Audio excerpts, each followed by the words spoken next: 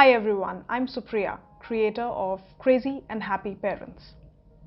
I've been talking a lot about gadget addiction and its harmful effects on the lives of young children between the age of 0 to 12.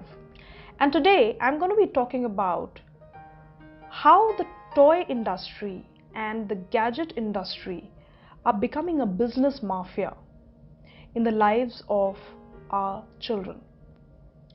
How these industries are playing on the vulnerable emotions of really small children.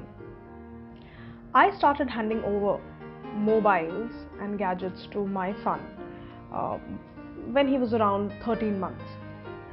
And by the time he was 2.5 years old, I started hearing from him that, Mama, I only want a specific toy set of my Pocoyo cartoon, or I only want a specific character that is displayed on a surprise egg.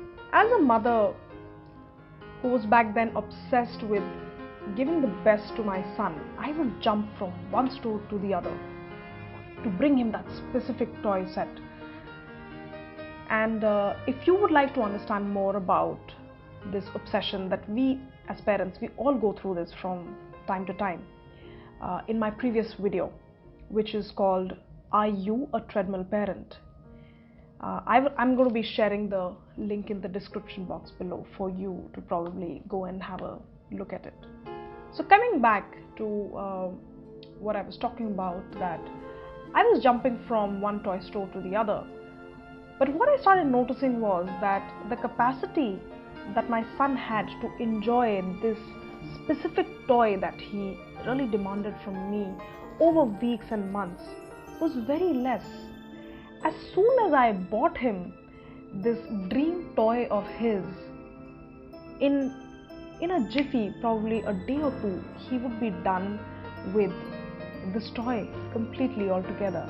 And mind you, as parents, we all know how expensive these toys are. Basically, I was really amazed by the specific choices my son was coming back with regards to the toys that he wants next, and then next, and then next.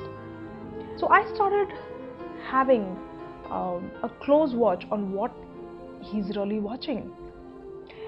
And that's where it shocked me that my son is barely watching his beloved cartoon characters for 7 or 8 minutes, and for the next 20 or 25 minutes what he's really watching is another child, or a child with a parent, or someone who has sponsored the toy being played on a video. And this is a beautiful strategy that the toy industry has been using with our children. It makes very little sense for a child or a parent to just go and pick up a toy from a store. But if the story around that toy is well crafted, well executed, and well marketed, then voila, there is a beautiful product to be mindlessly consumed by the children and the obsessed parents of these children. Because as a parent, we are always in this guilt that how much of it is enough for my child. All of this is not to say that as parents you never buy a toy out of a cartoon character. The key is to really understand this beautiful strategy between the gadget industry and the toy industry. I'm going to be sharing 5 ideas today.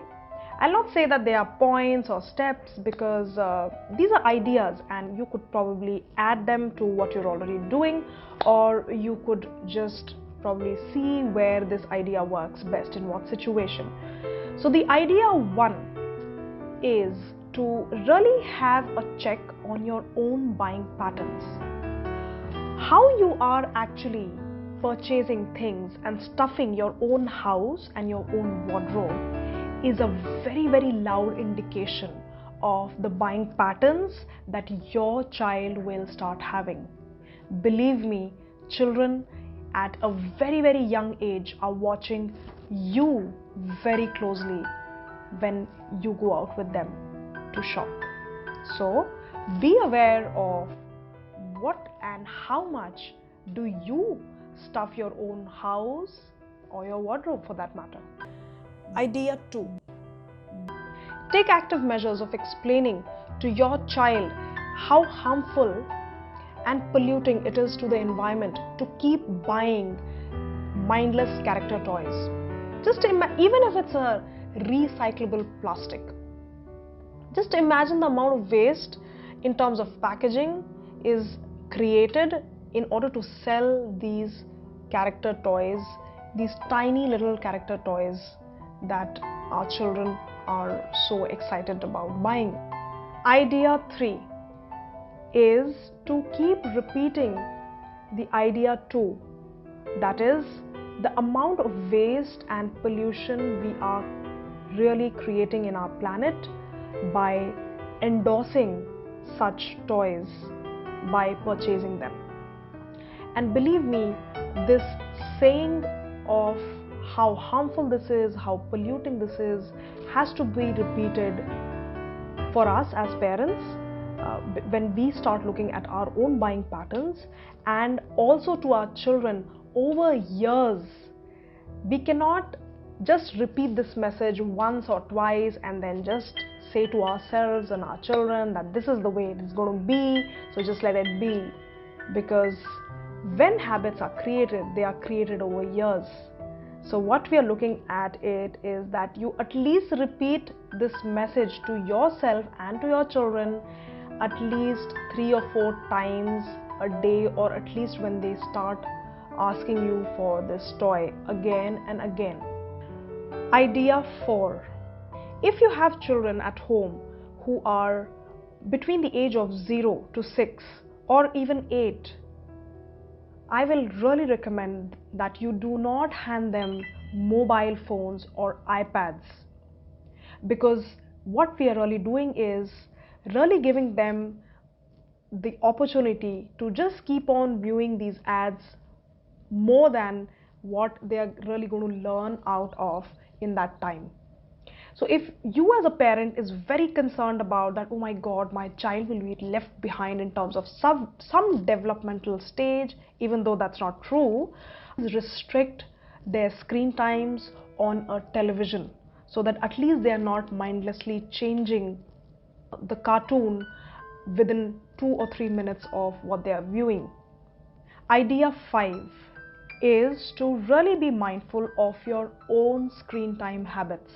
And when I say your own screen habits is to really get real about them and just don't talk from your head. Stop lying to your own self and really make a note of how are you spending your own leisure time. Is it again through Netflix or through watching a series on a television? How are you creating your leisure time in front of your child? So really work on your screen time habits so that your children are not dependent on the screens so much. Global warming is real and is happening at a very fast rate.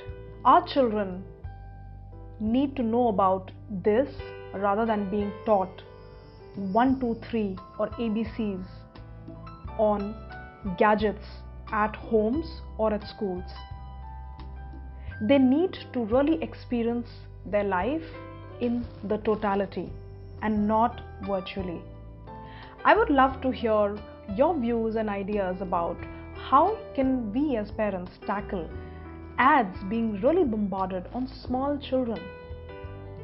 What are your challenges when you go out to shop or at home when your child is over demanding a number of toys or screen time? Please leave your comments or your questions down below and I would love to respond to each one of you. Much love, a crazy and happy parent.